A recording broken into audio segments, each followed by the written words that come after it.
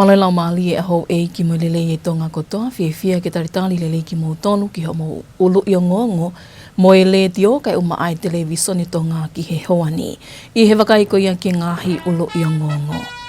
Nolo tonga whikumi e kau polisi ki e kau pōpula ho la, toi tuku pā tongani ki he malui o seni mo e tauhi o e milino i mamani i ngahi a lea pāwha wahapule anga ne whamo oni i he iu ena. Pea malolo e mata pule ta o tolu fitu mei te takamotonga a ne awhitu kua ki i ki e taona kita. O kuta iei pe ngā hitara noa kehea na iange pehea i ta wakai ki ngā ngongo me malai o sipoti, kai umafo ki wakai ki to o ngā oe ea.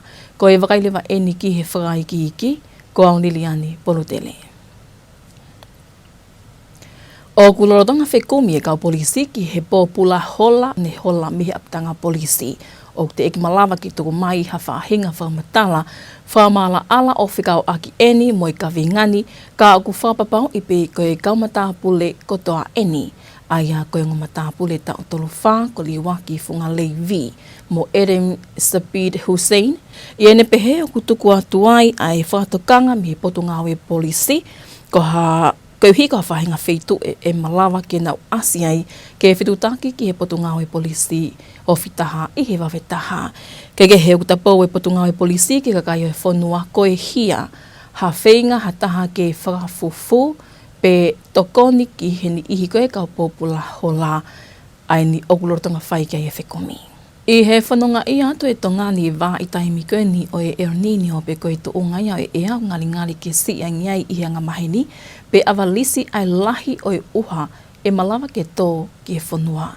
O ko haai e potungawe ngowe koe hi koe whainga mālie e malawa ke ue si ai kau ngowe i he lala a e hoko i he Ernini o i tongani o ku tate whito e tokanga ki he ni ihi koe a kau whaahotokanga pe koe ni ihi eni, kau tauhi mono manu hange koe whaatapu. Koe tokanga lewa, ki matiu lewa ai kau whaahotokanga, tate whito eni ki kau tauhi mono manu i hona whakahoko, ha ngā ue toka teu kei taimi ki ni le vai le lei hona toka ngai, whawhanga pe wharaino koe ia o e nau mono manu hange koe whaatapu. Ka koe wharai ki iki, moli tea tau kapo. I e whamatala ma tau i he waa ki monu manu e potungawe ngowe, ma whoa lele iwhi. Nāne pehe koe tokanga, he oku whanonga i atu e tongani, e wā i taimi o El Nino. Pe aku nau tokanga, he e iai pia ngahi taimi e lahi ange ai la ala a e hoko he whanuani, pe e hoko i ke wesi ai he whanga monu manu. I e ene pehe, nāne whamamawhaia e whie mao ki e kau tauhi monu manu, ke whailewa hangau e toka teu moha ma teu, ki a whahinga whaunga e malawa ke ne tauhi mo toka ngā iai e nau monu manu, lolo tonga e wā i taimi ko eni o El Nino. Ka koe kau whama ko ni tauhi pulu mo hosi, mo sipi, mo kosi. Ko ia ko Moimoi lahi tokanga ko ki ai, he ko nau tolu ia e wesia, ka pau e wesia lahi. Iai pe wesia i he kau whama moa, mo whama poa, ka koe kau tama ko ni kou whakawhalala, me ko mon manu ko ni whakawhalala pe ia i he lai musie. Pe ka pau pe te tau unua o hoko ai pe ai whahai tau lala ko ni, pe ko e ni no o tau, ko me ko whakamon manu e wesia lahi ta. He ko whakatewhito pe he musie, pe ka ia pe hoko la ape sisi e musie, ko nau tau e wesia. Lai tahe u apule ni ma waru kiai, me ko foi a i whakaangataha pe hawhi te au e wha. Pea tukuange whangapulu pea nau toki i nofo pe whangapulu iai, raki pe ia, ai koe whare i, lere iang pe ke wahe. Lere iang pe ke wahe a ngahi loto a. Pako foi e kai wha ko nā ia, ko foi te au e wha ko nā pa e wahe tak foi e kai wha. Tak fo i te awe ta. Pe koe, e dipen me he tokolahi koe e te whangapulu. O ngā koe e tolonga ngiai, ai koe whaifonga ka siwa e tolonga ngiai ai musie. Ka pau e hoko mahala ala afuoloa, e ki tolonga ngiai, pe ki lava o ki matua kia te mo uia e whangamonu manu, ke nau tolonga atu ai musie koe he loto a. Ai koe ulaki pe ia, siwa koe wahe koe loto a, o he ka tuk whairewa ai vilo, pe koe rotation, ai rotational grazing, pe koe toki vilo ai unga ke wahe ke nau kai he hiki ki he kai malolo e tukan whangmari ke mo ui, Pea hiki e, so kona wilo me koe paku wahe wha, wahe ono, wahe, kona wilo mo au me koe koe laki loto ako, mo ui e musi e, au tuku ono whangamari ke mo ui, Nāne pehe, e lelei ange ma teu koe ni, koe uhi ka ikai tokanga i lelei, e malawa pehe ke wesia e tuunga mo ui lelei e monu manu, o malawa ke nau mauai ai ponu. Aimi la a, taime ko e sisi e musi e, pako taime ko ufenga e whamunu manu ke te kumi hame i musi o alo kaimo e te fito o e musi e, pako e fwoi taime ta tau ia haku iai pe ponu he kere kere. Ko taime ta tau ia ko te nau te pika po kai ai ponu, e taime ko nau te ola ia ko e tunga i musi e mo mea whenga ke nau mau mo ui mi ai, taime ta tau pe o alo ai ponu ko kiloti ko nau sino, Pea e toi lahi ang kapati ke whatongai pe ko siwa mau tau mo ko ngai rekodi ko ngai tau lahi. Ko taimi la ko taimi lahia o e ponu. Tātala mako e ponu. Ai fihi ai ko whangamun manu. Ai au kau mo e huinga ko ia. Ia mau whenga tuko ke whasisi. Ai mo ua ai whangamun manu i e ponu. Lolo tonga e ni, o ku toe whamamafa i pē mohono ngau e aki whakapoto o e vai. Tau te whito i hono ngau e aki ki no whakainu aki o e monu manu. I he mahina o ku kei whanonga ia e tongani e vai taimi e si angi ai avalisi ai lahi o e uha e tō mai ki e whanua i he anga mahe ni. Ma ai o ngonga le te om televisione Tonga, ko auri tea tau kapo. Kua toi whakapapau i eni e he pule anga Tonga ai toko pā ki he tau hiko iha o i melino whakamamanlahi pe he ki he malui. Pe kau eni kia i malui mo i tau hiko iha o seni i he kakato eni whakataha ni kawatu kia tongani ko e whakataha i he alea pau talite whakawaha pule anga e tolu i he kautaha e ngahi pule anga whakataha pe iu ena. Ne whafunga i atuai a tongani e he ampastoa ko ia ki he iu ena, His Excellency William Iwainga Tone, i he ofisi pe iu ena i New York. Koe taha o ngahi ngā uena e lava koe ni, koe whapapau i ai tali e tongani pe koe ratify eni ai talite ki he nau tau iwi whakaatomi pe koe Comprehensive Nuclear Test Ban Treaty. Ai au kone ta ofi ai whakapāki ko ia o ngahi nau tau iwi whakaatomi. Nai lawa foki ke kaua ta tongani ki he tālite ki he whakangatangata ai ngahi nau tau iwi whakaatomi, aia koe hoko eni a tongani koe whanua whika te au ke kaua tu ki he alea pauni. Koe ngā ue whika tolu lewa, koe tali o tālite ki he tahi whakawaha apure anga, pe koe High Seas Treaty, aia o whakatau mua eni ke malui ai ngahi mea mo ui i o seni i ngahi potu tahi whakawaha apure anga. I e whakamatala me ofisi o ambastoa ki he iu ena, nai mea e ambastoa wa inga tōne, o pehe, koe ngahi ngā ue koe ni kō lava, o ku hā mai ai e tuku pā a Tonga, ki ngahi tūtuuni ngā ue, mo te whito i tui, o ngahi lao whakawaha apure anga mo iu ena.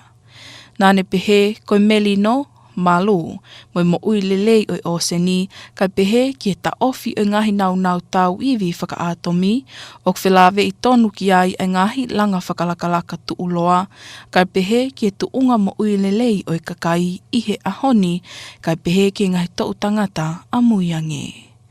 Ma ai o ngonga le ti o me televisione Tonga, ko auri tea tau kapo. Nā e gawe polokala māko tīwed mo ngai whainga māli e koia maai tō tupu i he kaweinga la lahi ni tō kei whakamamafa ai whakataha lahi hono hongo fulu mawha e kau minista ko koia mamani ai ane whahoko eni i Busan ko lea Tonga. Ko e whakatahani ne whafufunga i anta tongani e he minista ko toke tā mo ale o tō nuku o ne whamamawha ia e maho inga ko ia ke iai ha whainga māli e maai whanau tō tupu. I he whakata angani na e hoakia i e whie mao ke whakahokoha ngā ue ke ngai palapale ma whakasosiale o whehanghangai mo tō tupu. Nā e whakahokoa i toke tā o tunuku ai whie mao ke whakaivia ai polokala māko o tīweti ke ono teu i lelei ai whanau ako ke ngai ngā ue i he kaha u. Nāne toi pehe pe koe mahu inga i a whakataha koe ni, ke no whamahu inga i a whakafoki mai a ngai ilo make he ki ngahi api ako. Kau ki heni mono whakaivia ai whānau a ko, pia koe whingau anki whakataha ko eni mo International Youth Fellowship, pe IYF, koe whaunga ia ki ono whakatupu haka hau tu uloa ai to utupu, ke nau lawa i lelei a whihanga ngai mo ngahi whaingata a. Nai kau whokia toke tā o tu nuku i ngai whepōtala noa aki mahu inga, whikau aki mono whakate whito ai a ko i he ako whakaulunga ngā. Nai tataki i International Youth Fellowship IYF, ai whakataha anga koe ni o kau kiai e ngai whonua e toko tō noa. Mai o ngonga le te o televisione Tonga, ko auri i tea tau kapo. Ko whakapapau i eni mei he potunga awe polisi ai mole ai mo uia matapule tau tolu fitu mei te takamotonga o whilawe i eni tukuaki i koe tau na kita ne hoko ai kawenga koe ni i he whiawhia ne a whi i he whakaiki eke mo e komanta o i ngahi aptanga polisi Tongatapu halatoa tau whanane pehe ne mahe kau polisi e lipo ti whikau aki mo i kawengani he whiawhi ane a whi aia ne hoko tonu pe eni i he apino whaanga koia o e matapule ni i tatakamotonga.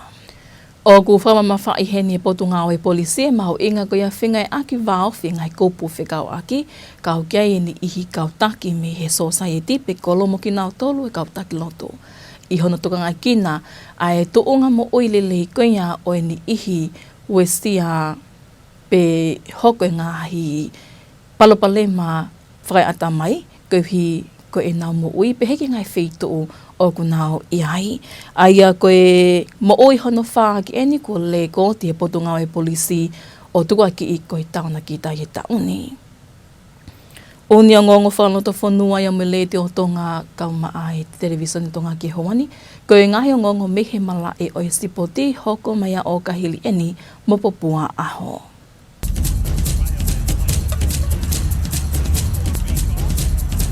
Malo e tau kei whiao mai i he wakaiki marae o i sipoti. Ko tūki mo ai kolisi Tonga i he whiaohi a ka punu whakakolisi i ka kāto ko i ai whiaohi ki tau ni. O mahino nei kuna he ngai timi kehe kolisi i ngahi levolo kehe o e whiaohi. Ko e taulahi e aho whalaite ko e whai noro ko i ai timi sinia a hene whitaulaki hene timi e kolisi Tonga mo i kolisi kotupou. Pea koe whetotuani maali e ai ongo timi ka nei whia whakamauhi ka kāto e taimi o kutaki ai kolisi Tonga koe waua ki he taha whitu ai kolisi kotupou. I he whakatala noa ai ngongo sipoti a le te o me televisione Tonga ki he Palestinian Committee sipoti ngahi ako anga kolisia Tonga hinga no hala ufia na ne whakahai koe ola whawhiawhia ni ma ai kolisi Tonga ko hiko mahino koe le volo e wha me he le volo whakakatoa e ono o e whiauhi nei kuna kotoa ia e ngahi timi o e kolisi Tonga. Nei tūki mu ai kolisi Tonga i ke ngata pe nau i kuna i under 18 ana nau mau mo ngahi grade kehe e tolu kehe i he whiauhi a ngahi A grade. Kai ki upapapau i ngahi B grade, kana i ai pe mo nau me grade i he ngahi grade B na mau e kolisi Tonga. Koe whakaluku fua tūki mua e kolisi Tonga i whiauhi o tauni. Koe grade 1A captain i grade 1A na i kuna e whiauhi grade 1A tamo tau whahau me kolisi kotupou. Ki koutuko ki highlight ki makehe anga e whiauhi tauni mai mua ai tama me grade 1A koe kolisi kotupou. Ako ki grade B ai taha ai kolisi kotupou na wikuna e whiauhi grade ai tama na captain ni. Grade iua na mau e kolisi Tonga. Grade tolu mau e kolisi Tonga. Grade 5 mau ia ki ako maalunga ria hona. Ako grade 5 mo si nia na mau e muia ki he kolisi Tonga. I he kakato koe nia whiauhi ki e tauni na whakahai e halau whia i whia makehe i he komiti o kna whakatutu koe nia whiauhi. Ke whairongai ai makehe anga o e whiauhi i he taoni ka koe mā i mua inga ai tamapiri nisi tau whaahau manmataongo i he whiauhi me he timi ai kolisi kotupou.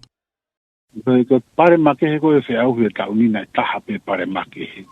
Ko pare whamaro e komiti mo whakalangilangi e tamako tau whaahau. malo ni fia au ko ni ku fia au ni ku ha molofia ta ko ke ilo pe te hoko afe mai ka ha u fonua o ka u fia au whakaako ngai korisi. Ma pena ia pe ha no pere, ha no pere. Ko ia fe mai ko ka ha uni fonua ko ia fe mai ka we fe au. Ko roa ia mo tapua ki fe au ko ni. Ta ko pare make he pe na ta hape. Ko pare pe ta mo ta fa au. Ke tai mo fa malo ko miti. Ia fe ai pare la. Ki fe au mai korisi. Mahino pe me whamatala halaufia, ko whi auhi matua ki whakawhiawhia au pito whi auhi a ka pulu whakakolisi e tauni, i he hāmai e holo i he hoko ko ia ngāhi makuku, i he wā e whānau wako, kai pehe ki e whakamāwhana e poupoua o e wai ngā. Koe taha ngā ue lahi na e whai he tauni, koe whenga ke mau e kau poupou, ai lau maari e tatau, moia o mau e kau whea auhi I loto. Kai milahi foki ko kau whea auhi loto nau whai e whea auhi nau osi kia verenga, tako ne osi puga e tau, koe nau hoko ia nau toko whangatoko ua pepe o. Iai kai milahi ko hanga e kau poupou, kau koristotuku. Nau mau e nau tolo e ngai ai lau maari e koe e whea auhi loto malai. Kau hanginga deo koe tauni, nei fai tokanga lahi I no mapure I fu kakai lau afe lahi na I mala I te fai wa na fafie fia na lava o puke rerei o fai pe nau popo fai lau mari rerei na mamata ki loto mala ko fe au hi ko ne ospe fe au hi bon be o ga e ongo I kimi go ku ulungia ko ne ospe na he ke hoko ulungia mo I kuna ke hoko ke ne langa a vai vai ka ku fafie fia la ya bute ka unia neona alu fe au ia tuku ke mei po uri na lava ka po mapure ilele ya lava fafo ke fa nau na ebe mo fangi fanga ta iki au pito na hoko pe na ka fa au pito fe au he tauni e feinga ke ma o lau mari takau e kau whea hui moia e whengai ke mau e kau pou mo kau koe stutu. Kei kehe koe ka kato i ai whiahui a ka pulu whakakolisi I he taoni, ka nai pehe halau whiau ngau hanga tlewaini ki he whakakato o I ngāhi whiauhi whakakolisi I he ngāhi sipoti kehe, kau henia netpolo moe soka ai au ku amanaki ke whakahoko e whainolo I ngāhi whiauhi koe ni I he wikeni.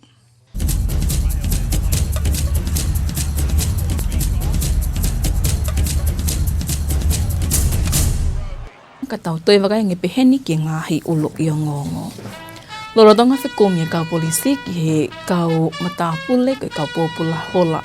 Toi tuku pātongani ki he malu I he oseni me tau hi o milino I mamani I ngāhi alea pauwhawahapule anga ne whamo oni I he iu ena. Pea mālolo matapule tau tolu fitu meita takamotonga niafi tuku aki I ko tauna kita. Mo e kakatoi pia ngāhi o ngongo mo ledio kai uma a televisione tonga ki hawani mo whakaamu na o taki kotoa atu pia ki lato whale kotoa. Kai maloi tau kei whi au mai ka mō mea.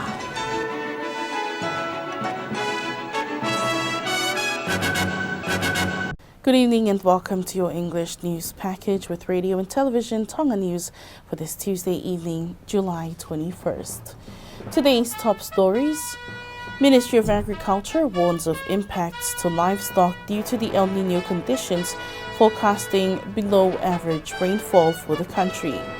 Tonga strengthens commitment to global peace and ocean protection.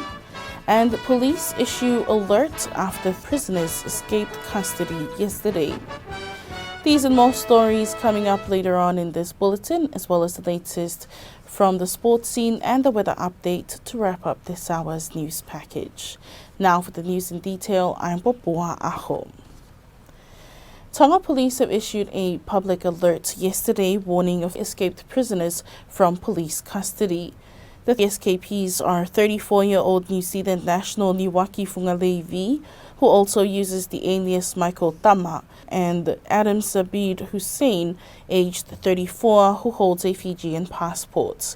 Police have appealed to the public for anyone with information that can help in the investigation to contact police and warned against harboring, concealing, or aiding the escaped prisoners. As El Niño conditions bring forecasts of below-average rainfall and possible prolonged drought conditions over Tonga, the Ministry of Agriculture are concerned about the increased risk of drought and its potential impact on farmers across the country, especially for livestock owners during this period. In a special televised program of the Ministry of Agriculture, Livestock Officer Mafoa Leleifi says they are concerned as this event will negatively affect livestock in Tonga. As such, he highlighted the importance of livestock owners making preparations and putting measures in place to ensure their livestock are properly cared for throughout the El Niño period. This includes dividing large grazing areas into smaller paddocks instead of allowing livestock to graze across the entire area at once. This rotational grazing approach enables cattle, horses, goats, and other livestock to access sufficient pasture and essential nutrients during the El Niño period, while allowing previously grazed areas time to recover and regrow for future use. Leleifi says such preparation is essential because failure to properly care for livestock could affect their overall health and well-being, making them more vulnerable to disease. Meanwhile, the ministry is also emphasizing the careful and responsible use of water, especially for watering livestock, as Tonga continues to experience the El Niño season. Reporting for Radio and Television Tonga News, I'm Litea Tongatapu. Tonga has reaffirmed its commitment to international peace, security, and ocean conservation by completing 3 major United Nations treaty actions. The agreements were signed by the ambassador and permanent representative to the United Nations, Ambassador Vainga Tone, during a ceremony at the United Nations Treaty Section in New York. The first action was the ratification of the Comprehensive Nuclear Test Ban Treaty, which banned all nuclear weapon test explosions. Tonga also joined the Treaty on the Prohibition of Nuclear Weapons, becoming the 100th country to undertake a treaty action under the agreement. The third action was the ratification of the High Seas Treaty, which aims to protect marine biodiversity in international waters beyond national jurisdiction. Speaking during the ceremony, Ambassador Tone said that these treaty actions reflect Tonga's commitment to the principles of the United Nations and international law. He said peace, security, healthy oceans and nuclear disarmament are closely linked to sustainable development and the well-being of present and future generations. The permanent mission of Tonga to the United Nations say the 3 treaty actions reinforce the kingdom's commitment to international cooperation while helping build a safer, more peaceful and sustainable future. Reporting for Radio and Television Tonga News, I'm Litea Tongatapu. Technical and vocational education and training, or TVET capacities, along with youth opportunities, were some of the main highlights of the 14th World Ministers Forum held in Busan, South Korea. Representing Tonga, the Minister of Education, Honorable Dr. Moale Otunuku, took part in the important discussions at the forum, raising the need for more opportunities for the youth. Government leaders from across the world gathered at this year's World Ministers Forum to address social issues regarding the youth. Honorable Dr. Moale Otunuku highlighted the need for technical and vocational education and training TVET capacities, fostering future student cultural exchange programs. The Honourable Minister acknowledged the importance of this global forum and how it brings valuable international perspectives back to our schools. He added that developing the mindset, discipline and core character of our young people is just as crucial as academic training, and that by collaborating with global leaders and institutions like the International Youth Fellowship of IYF, this is the way to create a more resilient, future-ready generation that can successfully navigate modern societal challenges. The minister also engaged in crucial dialogues regarding foundational learning and character-driven curriculum designs. The forum was hosted by the International Youth Fellowships IYF and serves as a high-level platform for over 30 countries to share ministerial sessions. Reporting for Radio and Television Tongan News, I'm Litea Taukapo. And Tongatapu police have confirmed they are investigating the death of a 37-year-old man from the Tonga, alleged to be a case of suicide. Commander of the Tongatapu police station, Nuku'alofa, says they received a report of the discovery of the deceased's body after 6 yesterday afternoon, and officers were dispatched to confirm the death and investigate. According to Taufa, there is no clear indication as of yet of what could have led to the act of the deceased taking his own life. However, they understand the deceased suffered from mental disabilities. Police have also emphasized the importance of community in this time, calling for the society to come together and look out for vulnerable individuals and provide support for those in need. That was the latest from the local scene. Up next after this break is sports.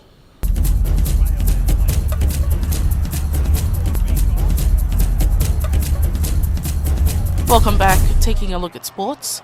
Tonga College has emerged as the overall champion of this year's inter-college rugby competition after its teams claimed titles across several grades in this year's competition. The highlight of Friday's matches were the senior grades finals between the old rivals of Tonga College and Tupou College. It was a closely contested game, but when the final whistle blew, Tonga College had secured a 22-17 victory over Tupou College. Speaking to Radio and Television Tonga Sports News, the president of the Tonga Secondary School Sports Committee, Hingano Halaufia, said the rugby competition this year saw great effort from Tonga College rewarded as their teams walked away champions in 4 of the 6 grades of the competition. With this year's competition now concluded, Halaufia also expressed his satisfaction with the organizing committee's efforts to make this year's tournament a memorable one for all participants, from the teams to the school students and proud supporters. The committee also highlighted the participation of Prince Taufa Hauman Mataongo in the Grade 1 division for the Tupou College team, who were also the champions for the division, with the committee gifting the Prince a special award of recognition. Halaufia said this year's inter-college rugby competition was highly successful, with large crowds attending the matches, strong rivalry between the schools and enthusiastic support from students and spectators throughout the tournament. With this year's inter-college rugby competition now ended, Halaufia said attention now turns to the remaining secondary school competitions, with the netball and soccer tournaments hosting their finals this week. And that's your sports news.